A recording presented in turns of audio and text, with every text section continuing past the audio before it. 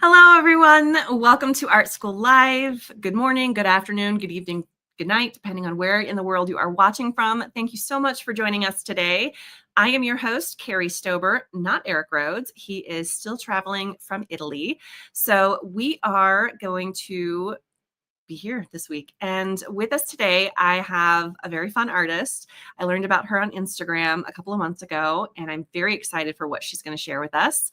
Let's chat with Sari Shryack. Hi guys. I'm so excited to be here. Thanks for inviting me on. Yes. Where are you calling in from? A little north of Austin, so a small town just outside of Austin. Oh, perfect. That's where our CEO, Eric, is he's in 𝗍𝗶𝗁𝗃, Austin. Okay, yeah, so a little west. Yeah, we're kind of on the opposite side of town. Nice. Well, what are you going to be sharing with us today? Yeah, today I'm doing an acrylic still life demo. I'm a big fan of still life, both as a learning medium and a way to practice color interactions and all the basics. I'm a big fan of learning the basics and fundamentals of painting, but I'm going to be doing it with acrylic paint today. I love acrylic. I learned how to paint with acrylic paint. I now paint in gouache and oil, but I still have a soft spot for it, especially for students, which I'll get into sort of the reasons for that in a little bit. But yeah, I'm going to be doing a fun little still life in acrylic. Perfect. I'm very excited for this. Let's get this show started so we can get moving.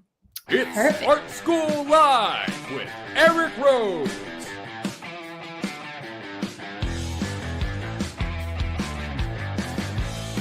Now, here's your host, Eric Rhoads. Kari Stober. Welcome back to Art School Live. I'm your host, Kari Stober, filling in for Eric while he is in Italy on his painting trip to Switzerland and then to Lake Como, Italy. It's pretty awesome there. Welcome to Art School Live. If you're new to us, weekday show where we talk about art instruction, marketing, all kinds of fun things. And today we have with us artist Sari Shryack. She is going to be sharing with us a still life in acrylic and giving us some tips on how to better your paintings with that. So without further ado, let's let Sari take it away.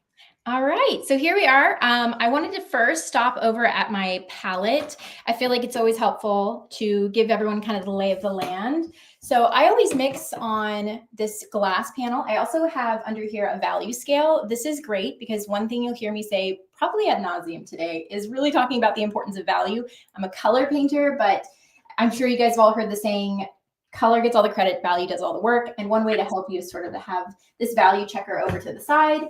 And then here is my palette. I'm using a Stay Wet palette because, as everyone knows who's tried to paint with acrylic, they dry really quick. And this has a little sponge under it and it keeps everything nice and moist. But more importantly, I'm going to go over my colors here. I have titanium white, cad yellow light, yellow ochre or yellow oxide, depending on the brand, cad red medium, quinacridone magenta, ultramarine blue, phthalo blue green shade, and then sap green. So you can kind of see it's sort of a split complementary plus sap green I have in there. I really like that as far as managing value, so I threw that in there. But I tried to keep it fairly limited today because I'm also a big fan of limited palettes. I think they're great for learning and understanding color. So that's what I'll be pulling from today. And then let me get you lined up here.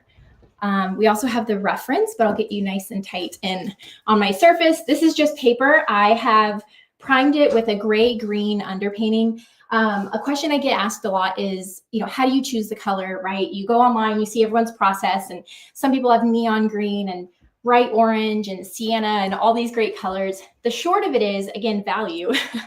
Value is how light or how dark your color is. Starting from a middle value, so right in the middle of that gray, whether it's, again, sort of a sienna or whatever, it allows you to work forward and backwards in value. That is to say, if you're starting on white, you're kind of pushing all of your values darker, which can be challenging. So if you're new, I would really say a neutral sort of gray is going to be probably the most helpful. The color being neutral, it won't mess with your chroma. One thing to know about color is it's contextual, which just means it's informed by everything around it. So all that to say, if you're new, I always say start with a nice middle gray. That's what I learned in art school. And I think it's really helpful. But yeah, and then you guys should have a version of my reference photo, but I also have it here. And yeah, we'll just got a first question. So first question is, do you keep the acrylics in the Stay Wet palette and then mix on the glass palette, or do you mix in the Stay Wet palette? Yes, great question. Mostly on the glass palette. So especially if I'm doing something bigger and more complicated, one thing about acrylic is whenever you sort of mix on top of the already dried color, it can sort of reactivate it in a weird way. It gets kind of gunky. So like the one thing with acrylic that's kind of challenging, and I think it's also its asset, is that once it dries out, right? Oils oxidize, it's a whole different process. But once acrylic dries out, it forms a seal on it. But if you have too much water in that, it can get weird with texture. So by having this glass palette, I can use a little scraper that I have here, scrape it off. I always save my scraps in one of these. So I'll just scrape it off, put it in here, and then I can sort of just keep mixing on there and have a nice clean palette. I always tell my students a clean palette and a well-organized, paint setup is like, it's kind of like your exterior brain as a painter. You do a lot of thinking with those two. So try to keep them clean and organized as possible anyways. And I'm sorry, I may have missed it. What kind of surface are you painting on? I know that you've toned it. Yes, it's just paper. So I forget exactly which brand, but Like a watercolor paper? No. It's acrylic and oil paper. So it has something in it that's a little water resistant. I did not know that they had paper for that. Yes, they do. Sometimes I'll do like the Arches oil paper, but yeah, most brands have a oil and acrylic paper, and it's a little bit water resistant, which is great because acrylics have water in them. Perfect. Okay, so I always start with a rough drawing. So when you think drawing, oh, go ahead. Oh, no, you're fine. Oh, okay. Sorry. Feel free to cut me off. I'm a rambler. But I like to start with a drawing that is a sort of a rough outline and not a contour drawing. Sometimes when students hear drawing, you think Conte crayon, you want to get really fine and detailed. I'm painting in a way that's called direct painting. So think, Singer Sargent, sort of 𝗖𝗿𝗄𝗏 is kind of a way of painting direct, as opposed to a really detailed underpainting and then going in on top. Like this is more, when I'm applying paint, I'll be adding the color and value at the same time and sort of building and layering. So because of that, your initial drawing just needs to be enough information for you to build on. So a big theme today, keeping things light and fun, is general to specific. So we're going to work big and general. And as the painting progresses, we're going to refine. And honestly, with acrylics, the process is almost more akin to sculpting. And that always throws people for a loop, because you're like, well, this is two-dimensional. Like, what are you talking about? But what I mean by that is you'll be able to see, it'll be easier when the painting progresses, but I'm chipping away as I mark in big and blocky. So for example, you can see I'm starting with a pretty big brush, and sometimes I even start bigger than this. Like I love a good 3-inch house painting brush. And that keeps you from being able to really make detail. You literally almost can't, because your brush is so big. And I actually think that's helpful, because we just want big shapes, big ideas. And then as we become more familiar with our composition, and as it progresses, you can get more accuracy as the painting goes on. So just kind of blocking it in. And it's not going to be a ton of information, which is fine. Okay, so believe it or not, this is adequate. If you're doing something a little more detailed, where okay, so let's say even a portrait, you might want to drop more plumb lines. If you can see, I'm not really doing contours. I'm just sort of comparing, where does the top of the pomegranate meet the bottle? Dropping plumb lines is my primary way of navigating the drawing, and then just sort of checking to see, where it kind of lines up. And I'm really just doing the general, no detail. Okay. So the first thing I do, so now we switch from drawing, giving ourselves, again, just the scaffolding, just the structure, and we'll jump into the painting part. I like to start dark value and work my way up. That's just what I was taught in school. I think it's easier with acrylic to go from dark to light, but I've had people kind of swear up and down that the other way is better. So I like to start dark. And I will say, with acrylic, especially, so with oil, a lot of times what you're trying to resist is making mud. So your chroma almost always, especially if you're doing 𝗖𝗿𝗄𝗏, so wet on wet, you put the color on brighter, and then because of all the other colors, it sort of gets darker. The reason why acrylics, I think, get labeled as being kind of flat or doesn't look as sophisticated or well blended as oils, of course, is that they don't really blend. Yeah. But also because you're working chromatically the opposite way. So I always tell my students, start with your values a little more compressed, and start with your saturation or your chroma, so how intense the color is, a little more muted. So we're just pulling it in, right? So if we have a value scale 1 through 10, we're going to try to stay away from the two extremes, even if we see it. Even if I look here and I go, gosh, that's really dark, that's almost black, and so is this. Just in this first pass, we're just going to make it a little compressed, right? So our lightest lights aren't going to be white or near white, and our darkest darks aren't going to be in that black or near black range. As you go, you can add those in. It's easier to pull out the contrast as the painting progresses. Mm-hmm. Than it is to start out really contrasty and try to rein it in. And I am speaking from experience, unfortunately. Okay, so I identified that this probably is my darkest. So I'm going to start with this, you know, cool reddish, purple-ish color for me. So let's see. So I'm starting with, of course, my quinacridone, some ultramarine. Of course, because this is a very spectral, limited palette, I'm going to need to mute it. And so if I'm wanting to mute this purple color, then I'm going to add maybe a little bit of that yellow oxide in there. And, you know, one way to sort of visualize that, you know, if you've painted a lot, maybe this is all makes sense. But I have this color wheel, and one of the best in college, we had our color wheel taped up. And because even though you learn this, you know, in first grade, kindergarten, right, you think, oh, I've got it memorized. It's really definitely don't.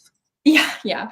Well, I mean, most people can rattle off the colors, I would hope, by this age. But I will say, in college, I remember doing this on one of my first days and being like, well, I know color. What are you talking about?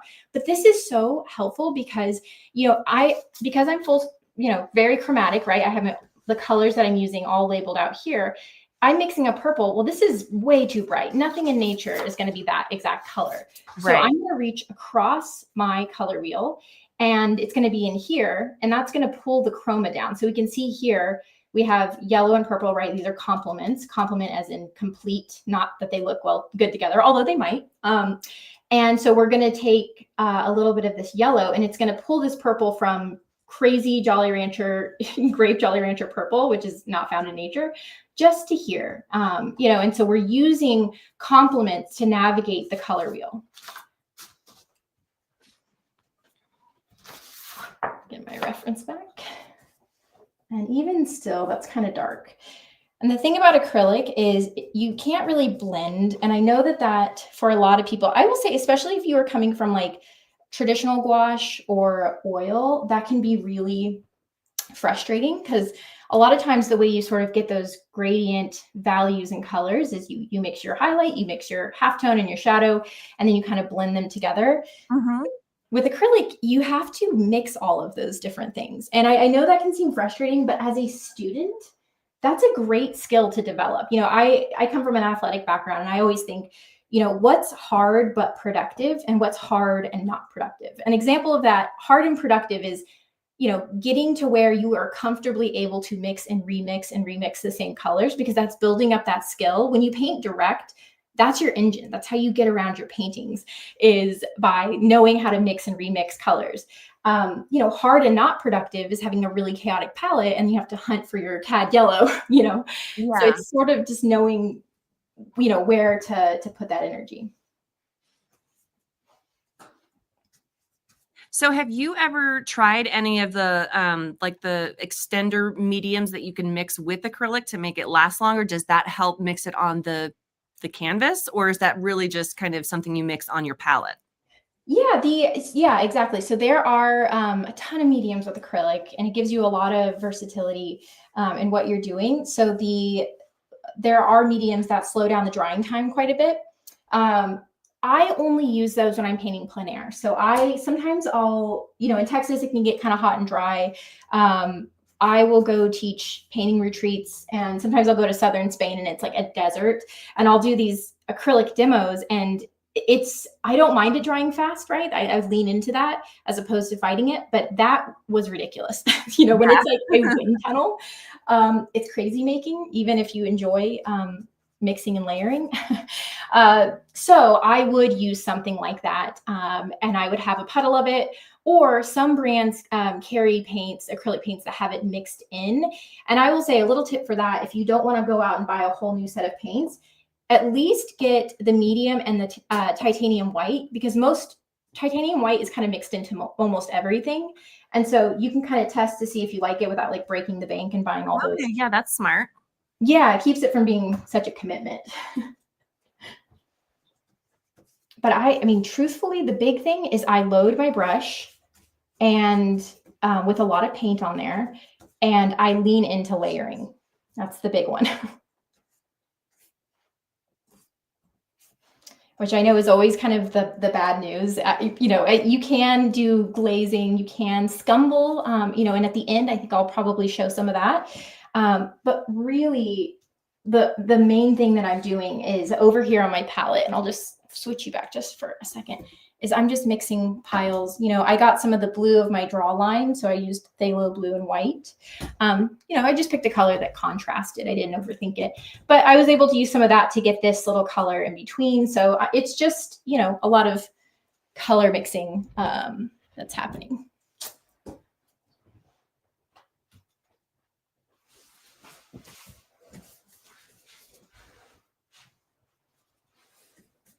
Okay, and then let's see. Okay, and then another tip is I'm going to use this brush throughout this entire first pass. And you might look at this and go, well, Sari, that's dirty. Why would you do that? But again, acrylic, you're really fighting against the saturation. You want it to be more muted. That's how you get it to look more like oil and more earthy and more natural. And you know, even though I'm going to mix this green teal color, this is the opposite. Again, per this, you know, if I go in and mix these colors and I have this in my brush, well, I'm able to just use some of this leftover pigment to pull this away from, you know, cartoon land and back into, you know, the real world. So a more earthy, realistic color. Okay, that makes sense. Yeah, and it's you know, you save paint too. There you go. That's always a plus. Yeah, I always feel like a lot of my best tips and tricks are the virtue of just being an artist right out of art school and trying to save money. You know, using the paint that's already in your brush, even, you know, using acrylics, they tend to be a little bit more affordable. And yeah, it's just, there's lots of little tricks that came from that. Okay.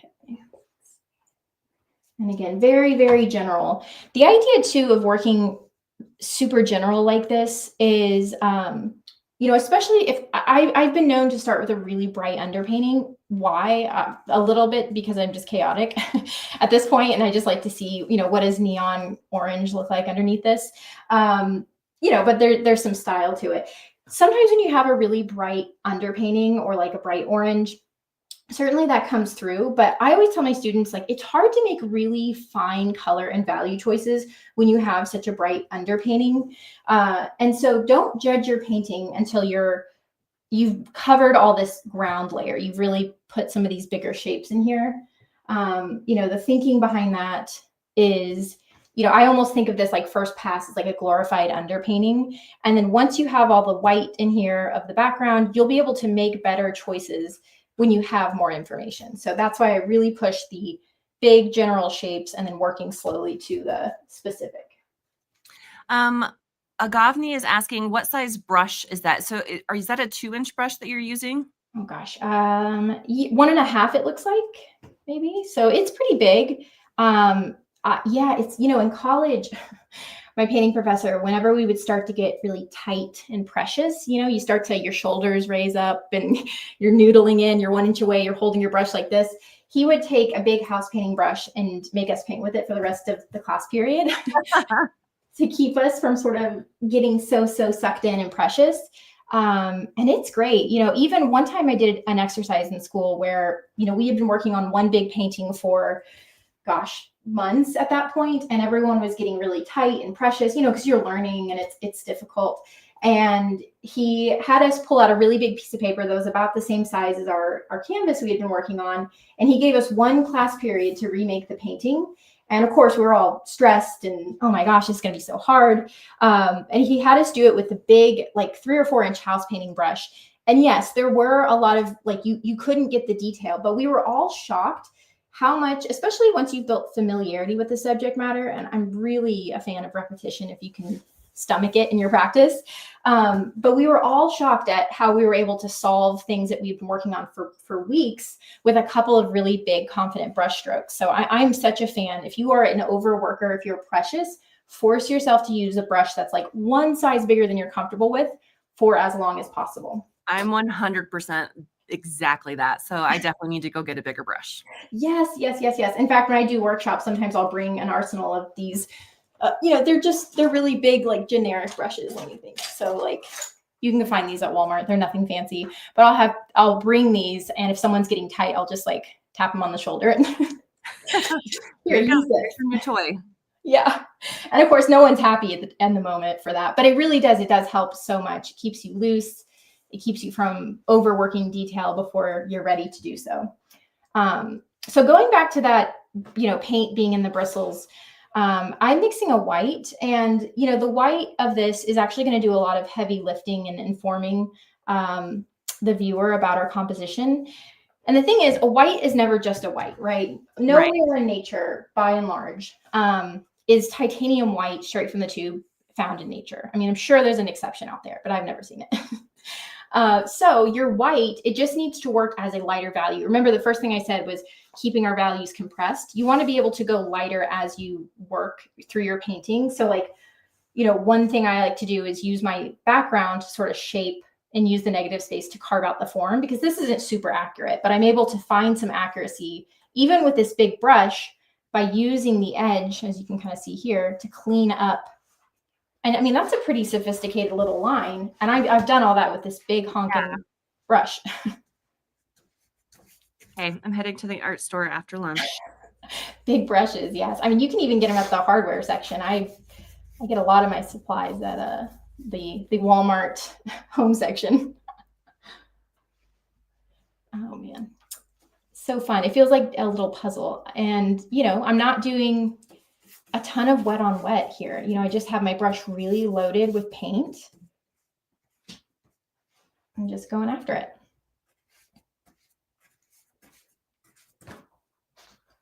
So when you're preparing for a painting, do you do value studies or multiple color studies? What's kind of your approach? Yeah, great question. So, different things at different seasons of my painting practice over the years. Ooh, I have to point that out. Do you see how there's some of that pomegranate red in there? Yes. That to me is such a nice flourish because it ties in the whole painting and makes it like cohesive. Like that looks like I like worked hard to match and find. That's just like leftover gunk from my brush, and it gives you that lovely painter. Yeah, adds a little bit of color harmony there. Yeah, color harmony, perfectly said. Yes, exactly. Oh, but to your question, yes. So I did my homework for this. I was very excited and eager to be on. But yeah, I do color studies and value studies. So this is a CMY little gouache study. This one is just secondaries only. So I have dioxazine violet, cad orange, I think, and lime green. I love that violet color, that really poppy, pretty. Yeah, well, it trains you how to work contextually, right? Mm-hmm. It's not about perfectly matching the local color. So local color is like the exact color. If you could use like an eyedropper tool, local color is overrated, in my opinion. But if you can get color and get the value lined up, you can see like this is gray, but in the context, it reads blue because my neutral is orange and, this is dark. I couldn't really mix red with this, but yeah, it just kind of trains you. I love doing studies. Yeah, I do. This is a no tan, which is just white and black. This is 3 value. In fact, I think it's really helpful if you so this is just a 5 value study. Have one of these and tape it up because value is so hard to see in the moment. Like the human eye just really struggles with that. And so having this up here as a reference is so helpful. It's like this in your color wheel. If you can just get those 2 up at least, I think it really makes the process tremendously easier. It sets you up for more success, and you can do a little bit of homework beforehand and have a more fun painting process. Okay. Oh, so this is a little bit darker, I'm noticing. So my paint on my palette is still kind of wet, but it's approaching that gummy territory, which I thought I would talk about because that is also something that my students have expressed frustration about is acrylic. You know, when it's wet, obviously it's great. And when it's dry, you can layer on it. But what do you do when you get to the gummy territory? Walk away. When it gets gummy, you can't reactivate it. You know, go grab like a drink of water, get some coffee, get some tea, let it dry and come back in because it's the one part of a painting acrylic that you want to kind of leave better left alone. Is don't try to paint with it when it's gummy. But I mean, that's kind of the big thing is I get a lot of students who want to paint with acrylic because maybe they learned in oil, but they had a kid and, you know, they don't want to have turpentine or mineral spirits in their house. And so they're going to try to paint with acrylic and they try to use the oil painting techniques with acrylic. And I think that makes it very, very frustrating. Don't try to make it be what it's not and really let it be kind of its own medium. Like I really think it does a disservice to the medium that it's sold right next to the oils and they're in the same tube as the oils because they really are like pretty different in how they behave and how you should treat them.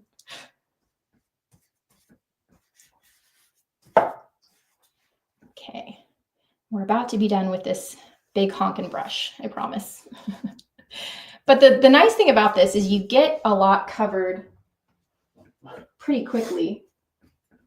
And I know like speed isn't everything, of course, but I think when you do this first step, the ability to sort of move quickly, I think does serve you. And then as you go, as you become more specific, you can you slow down and really start to make more precise observations. Yeah. Okay, cool. Okay. Yeah. So this is, I always say like, if you are 75% close enough, you know, like maybe you're like, oh, this could be lighter or I'm missing a lot of detail. If it feels like 75% close enough, you're good enough to move on to the next level. If it's a mess and you're like, I don't even think this is going to be helpful because let's say this is way too high up. This is like a whole different color. You ended up making it too blue. Then keep working this step, right? Let this dry. So again, it's in Texas anyways, it's easy as just go grab some water and go stretch your legs. And then it's usually dry right away. Come back and then work on top of it, which again, to me, the ability to just work on top and be able to work opaquely on top of this is acrylics one of its biggest strengths, especially if you're a student, because it feels like instead of having to do a million studies, which I'm a fan of studies, don't get me wrong, you can kind of do studies on top of the painting. And I think especially when you're a student and you're learning, the fact that it's so forgiving, like if you messed up, you can just sort of go on top of it and refine and move. In fact, I always think there's a saying, it's called 𝗏𝗏𝗄𝗏, which I'm butchering that, I'm sure, but it's Italian and it just means like you can kind of see everything underneath it a little bit coming through. If there's an Italian word for it, it's not a mistake, right? It's just style. So just being able to like let some of that come through and rework and refine and be really honest about what you're looking at is I think one of the strengths of acrylic, because if you're painting in oil, you're a little bit locked in. You know, if something's really wonky, you either kind of have to scrape and start over or kind of commit to the wonkiness, which is hard as a student. So the next thing I'm doing is I'm going to go back in for a redraw. So I'm taking a bright color. In this case, it's an orange. You can find a more muted color. Like if I'm doing a portrait and I really don't want these redraw lines in, I'll do alizarin crimson. In portraiture, a lot of our shadows are really warm, so it just kind of fades in. Stylistically, I don't mind if this red kind of pops through. So I'm going to go in and two things: correct anything that's wonky, and then also get another layer of detail. So I like to think of it like when you're in 6th grade science or whatever, you learned how to use a microscope, right? And the first step was that you found the object. And the second step was that you zoomed in on it. And then the final step was the fine tuning where you brought it into perfect clarity. Painting in this way is very similar. So the first step is you kind of find it. And then the next step is now I'm trying to find some of the detail and get a little bit more information in here. Again, general to specific. We've got about 20, 25 minutes left. Okay, cool. Thank you for that.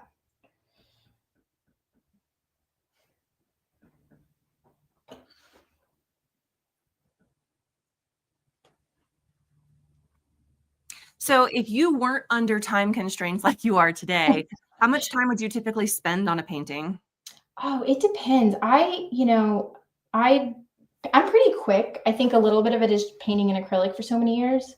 I think it forces you to work kind of fast because of the dry time. It depends. Something this size, I mean, if it's a still life, maybe 2 or 3 hours. But I do paint bigger, more like dramatic stuff.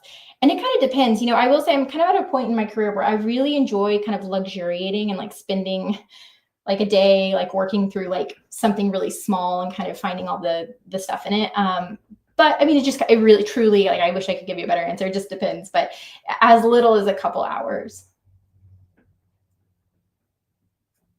So one thing that I'm thinking is really helpful is because I did these studies, one thing I am tempted to do is make this shadow so much lighter. Just my instincts, right? I mean, so much of learning to paint is like learning your own like tendencies, right? And just sort of figuring out how to circumvent them. But because I did this no tan and this 3-value study, I'm trying to remember that these almost have the potential for lost edges because the value is really similar.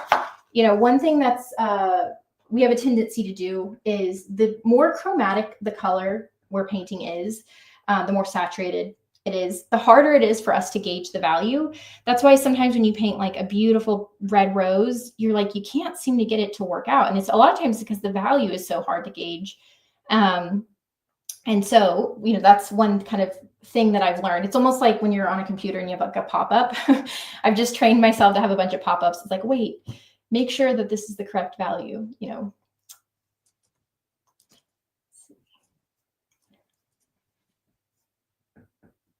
Oh, I love how that just popped right out there. That totally, yeah, that's awesome. Yeah, we're getting there. Yeah, it's just, finding that next level. This is my favorite part of the process, is this like first real redraw. I think I mentioned that sometimes I sort of just think of the first pass as like a glorified underpainting. And for me, I really do kind of think that way. And at this point, it starts to be a little more fun. And so in college, we learned to paint from life, and we learned, we were kind of hardcore in our program. And so I used to think that this was such a cheat. Like I never use grids and plumb lines. First of all, tools are neutral, do whatever works for you. But a few years ago, I was like, why am I like killing myself to make this line perfect? I'm just gonna, so big fan of using that.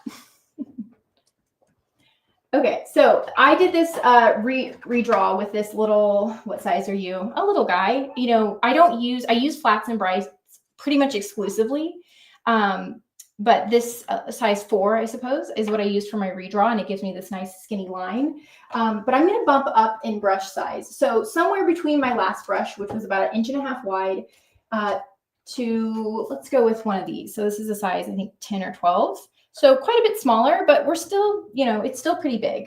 But this will allow me to get a lot more detail on this pass. Oh, another thing that's helpful for acrylic is to use a little mister bottle. There's a fine line because you can't add too much water to acrylic, or the integrity of the bonds, that is to say, like the stability of the paint, will be sacrificed. I think that number is like 25% or something. So you can add a bit of water to it, just not too much. But if you want to kind of prevent skins from forming on the top, having a mister bottle and using it, sparingly, but it's, it's a tool, can help your acrylic paint situation. Okay, and once again, I'm just going to start with my dark values and go from there.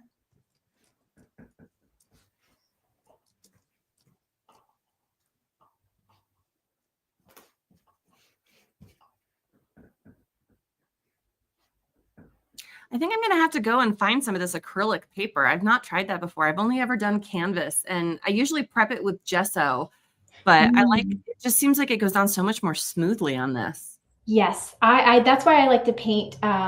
So there are some brands that have what's it called? Like the basics brands, or like the student grade. So when you get student grade, you're getting less pigment, but more medium, or the binder. And because acrylic is plastic, the binder is plastic. And it kind of soaks into the canvas, making it a lot smoother.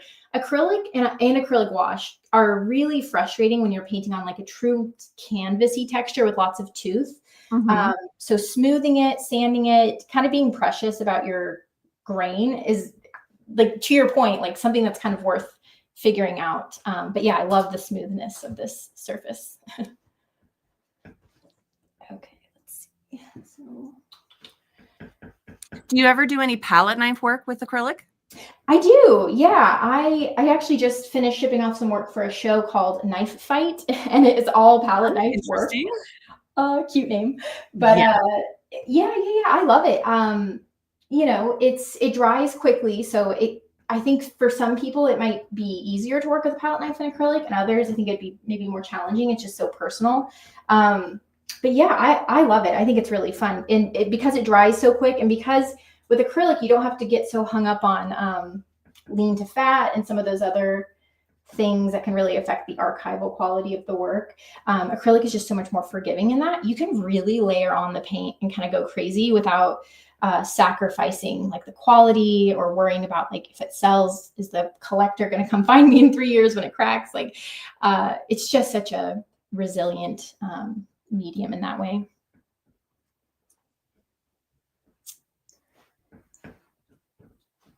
And the nice thing is too, like I'm covering some of this, but I'm going to let some of that initial, those colors come in. The nice thing about acrylic is, you know, so if I mix the color in here, I let some of this, you know, I'm fine tuning it. I'm getting this color a little closer than what my initial, you know, blocking in was.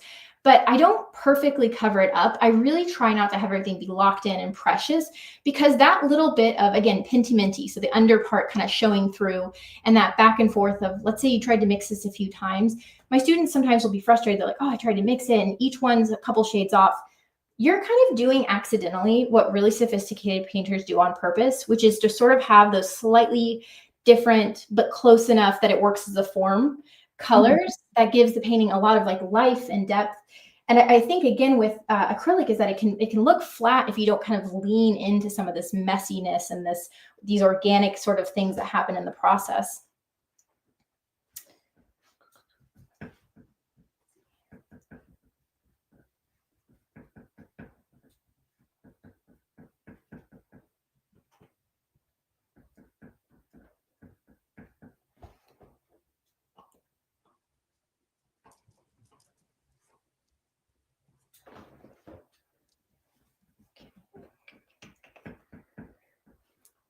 Get these little shadows in here. I'm always so shocked at how much you can kind of get away with if you really pay attention to things like the value, the color, you know, the big fundamentals. Your mark making can be pretty, like, I don't know, brutish or 𝗍𝗶𝗳𝗍, I suppose, you know, just like really, you know, when people get up close to my work, a lot of times the thing that they'll say is like, oh, these, you know, when I look at it from a distance, it looks so put together. But then when I get up close, it's really messy. And I take that as a huge compliment. But it's a real, I think, it's a nod towards when you really get yourself to exercise the fundamentals. So making sure that the value and the color and the proportions are, you know, as right as you can make them. You don't have to get so caught up in brushwork and precision and, you know, perfect accuracy. And that's, you know, if you like that painterly style, which not everyone does, to each their own, but if that is kind of something you want to achieve, you know, the nice thing is it's study the fundamentals, you know, be rigorous in some parts of painting, and then just kind of have fun with the rest of it, you know? Yeah. My favorite phrase is rigorous, not serious. You know, it's rigorous. You should practice. You should get out. You should do it frequently. You should paint from life when you can. Like, you know, do all the stuff. But then when you're doing it, like, have fun. Be curious about yourself. Like, if I show up today, what can I make? You know, don't kind of make it so serious where it's this high stakes. It's not heart surgery. It's fun, you know?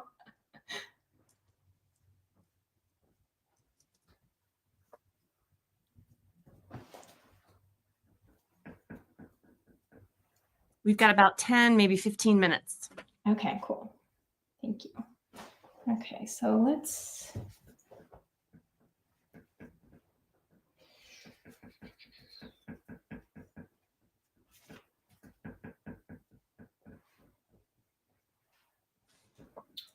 Oh, and that's another thing, like, you know, because it dries, you do kind of have to match the color.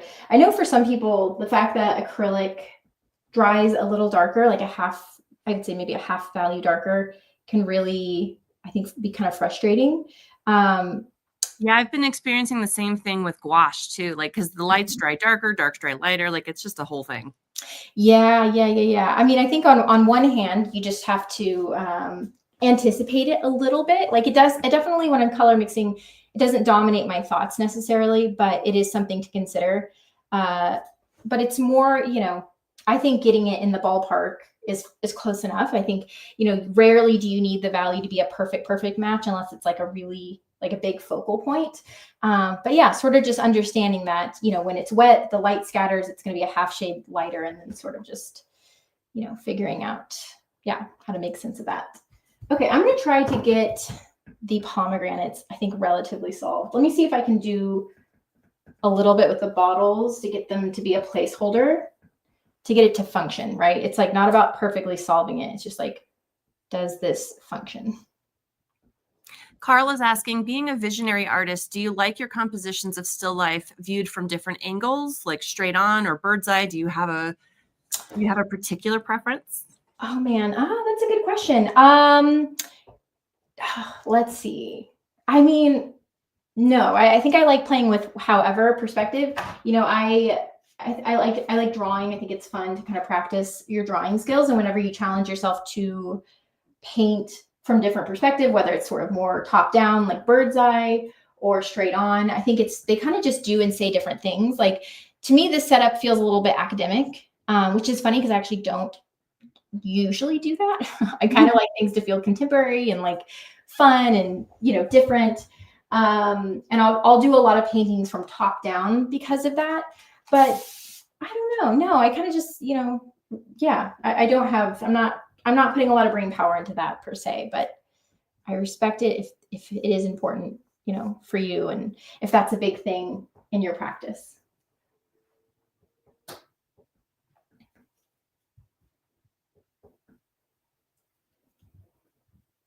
So again, you know, when you're mixing this, I'm sure it's like, man, I wish I still had my puddle of this red color mixed up, but it is, especially as a student, like such a good skill to not be phased or put out by like having to remix the same color over and over, because every time you learn that, you're getting stronger. Again, I come from kind of an athletic background. I went to school on a running scholarship, so distance running. And a lot of the time, by sort of thinking of things as like, this is a rep and this is a strengthening exercise, it kind of like, you don't feel like you're needlessly toiling. It's like, oh, this will make me better at this skill.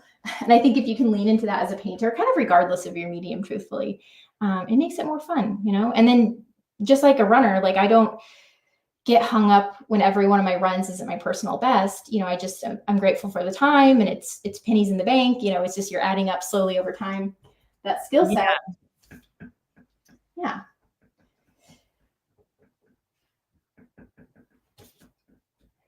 And usually with highlights, you know, you want to avoid just like one bright white dot in the middle, tempting as it is, and really try to look, you know, where the most light is, there's also going to be the most chroma or like color.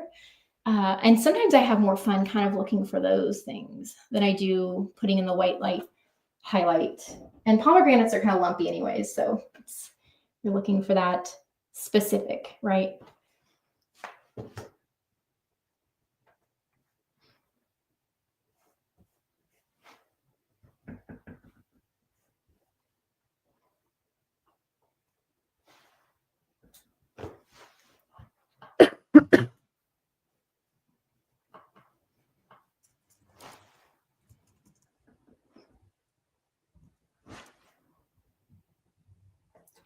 Don't sleep on using your fingers. They're kind of a underrated instrument, and they're free.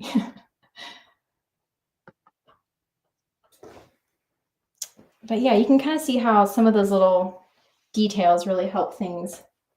Like your brain, I always think of painting, especially if you like this like fun, looser, lighter style. It's kind of like playing catch with your audience. Like the game I'm playing is like, how much do I have to spell out in order for my audience to sort of be able to fill in the gaps and kind of go, oh, like while you didn't paint every pomegranate seed, I can kind of fill in the gap myself. And that's more, to me personally, I think that's a more fun experience as a viewer, an appreciator of paint. Like if you've ever seen a Singer Sargent in person, you know that it's like a trip, because when you're across the museum and it's this huge wall-sized painting, it's so fun. You know, from far away, it looks photorealistic. And then you get up close and it's these like such casual, light little throwaway marks. And it's tough because as the artist, you're always privy, you know, by the nature of working is that you have to be up close to what you're doing. And so you have to remember, like, step back, look at it from a distance. Like, is this working as a unit, or, you know, putting more focus on that than like everything being perfectly matched to your reference. Right. Let's see. Pomegranates. What I would do if you were to watch me paint for another hour, because I would think that this probably needs one more hour, is I would spend a lot of time really carving things out with the negative space. You know, this would be a lot of what you saw with this, which is kind of some carving in and carving out, working again, general to specific. The nice thing about this curved part of the bottle is it gives you a lot of place to like really describe the form, the like, what is that? Like the cylinder kind of shape of it. And so instead of wanting to like put a black, which by the way, again, blacks are never truly black. That's why I don't usually ever paint with black. But you're able to, you know, this side of it's going to be darker, even though this is all one print, right? And it was, if you hold it up in your hand, you notice that it's one color because it's interpreting the light differently. This is going to be darker than this side. So it's just honoring that little game. Well, if you take the time to finish this after today's episode, you're going to have to share a photo of it so we can share it with everyone. Oh yeah, sure thing. Yeah, I love it. Love finishing it up. But yeah, I don't know. Are we good on time? Am I? Yeah, we've got a few more minutes left if you want to. I think I can try to summarize the bottle. Which painting glass things is so fun and so satisfying. I always tell my students the trick is like, don't overly focus on the edges. Like sometimes painting is like breaking our brains from thinking of the world the way we know it and then changing it to the way we actually see it. So it's like, if you've ever heard someone say like, paint what you see, not what you know. Yes. That's kind of what they're getting at, you know? Yeah. And so glasses, we hold a glass and we're like, okay, there's edges, you know, I know that because if there weren't, the water would come out, right? Like if the utility of how we understand an object doesn't always perfectly fit, you know, because like this might come all the way up to the edge in certain points. And so it's a real focus on sort of the color. I love that bright color. I love that it just popped right out. Yeah, I know. I was excited to be able to kind of try to get this in because this is the fun part of it. And you can see how there's like the red text of the Topo Chico. Like you can kind of hint at that. And like I'm sort of starting to do some scumbling here. Like the further I get into the painting, the more I might add, you know, like glazes or scumbling. Like a little bit of dry brush technique. Is that what you mean by scumbling? Yes, exactly. Thank you. Yeah. Yep, exactly. So, you know, letting it sort of drag and like you can kind of see the substrate or the like color that's underneath it. Mm-hmm. Because I'm letting gaps sort of show in the process a little bit, if that makes sense. Oh, so fun. So one last question before we finish up. How do you typically seal your paintings? Do you do matte varnish, shiny varnish? What's your kind of approach to finishing that?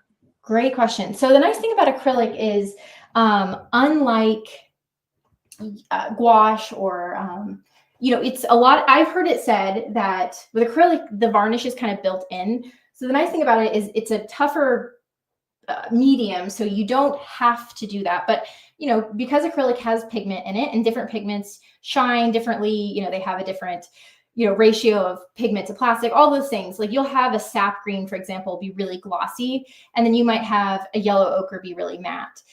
If you want it to have a unified finish, then you can do I always do like a sponge. Let's see if I have one with me. Yeah, I do. I'll take one of these. You can buy these at the craft store. And I will put varnish. I prefer satin. It's just my preferred texture. On a paper plate, you don't want to pour your varnish on top of your paintings. That goes kind of across mediums. And then I'll get it to soak up, and I'll sort of put this on evenly. If I have something with a lot of texture, like for example, my palette knife pieces, which had a lot of really thick impasto sort of lumps and bumps, I'll actually do a spray varnish, like a satin spray varnish on there. So it kind of just depends on what your painting kind of demands from you, Right. Yeah. Very good. Cool. Okay, I got the bottle to kind of do the bottling thing, be translucent. Okay. So I could go forever, but I know I have the, what is it, the shepherd's hook pulling me off stage at some point. Yes. Okay, yeah. Awesome. Thank you, Sari. Of course. Let me turn the camera around. Okay. We are going to drop her website and her URL, or not her URL, her Instagram in the chat. Be sure to check those out. She has her a Not Sorry art school that she does. So be sure to check it out. She's got some amazing paintings. Sorry, you were Sari, not sorry. I know you're such a good teacher. So thank you so much for taking the time. This was such a great demo. I'm really excited to actually go back to the easel with some acrylic and start playing around with some of this stuff. I love it. Well, shoot me any questions for you, Kari. Just let me know if you have any questions, especially with acrylic. I'd love to help you. I appreciate that. Thank you. Yeah, and for everyone watching today, we have a free gift for you. We have 11 reasons, acrylic, 11 reasons why it's for you. So check that out at resources.acryliclive.com/11 reasons. And then we also have Acrylic Live coming up in March of next year, which is pretty exciting. That's going to be the 25th through the 27th with an Essentials Day on March 24th. You can check that out at acryliclive.com. And it's going to be a lot of fun. I'm very excited for that event, especially since acrylic is kind of a new medium for me. So check that out. And then don't forget to subscribe to our channel. You definitely want to be notified when we go live on YouTube or on Instagram. You can follow at Eric Rhoads. And don't forget to, subscribe. And then we also have a video from Eric. So let's play that right now.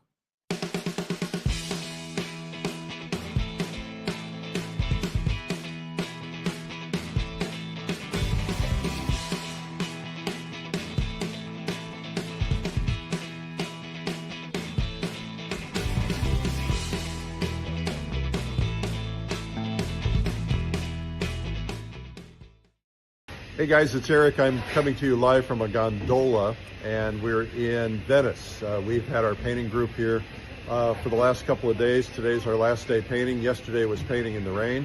That wasn't a lot of fun, especially with water-based media like I was using gouache. But we made it work, and we had a lot of fun. We met some other artists, met an artist who knew me from YouTube, which was cool. And today we see some other artists out painting along the shore. We're going to go out and join them and get to know some other artists from around the world. It has been a glorious 10 days, starting out in Switzerland, moving throughout Switzerland, then Lake Como, and now here. And today's our final day. And tomorrow morning we all say goodbye. Then I move on to Florence, and I've got a whole nother group of people that I'm going to be painting with in Florence, and taking a week off from work, but actually painting. So it's going to be a lot of fun. Anyway, that's the update, and we'll keep you posted as we go. Thanks for watching. Bye-bye.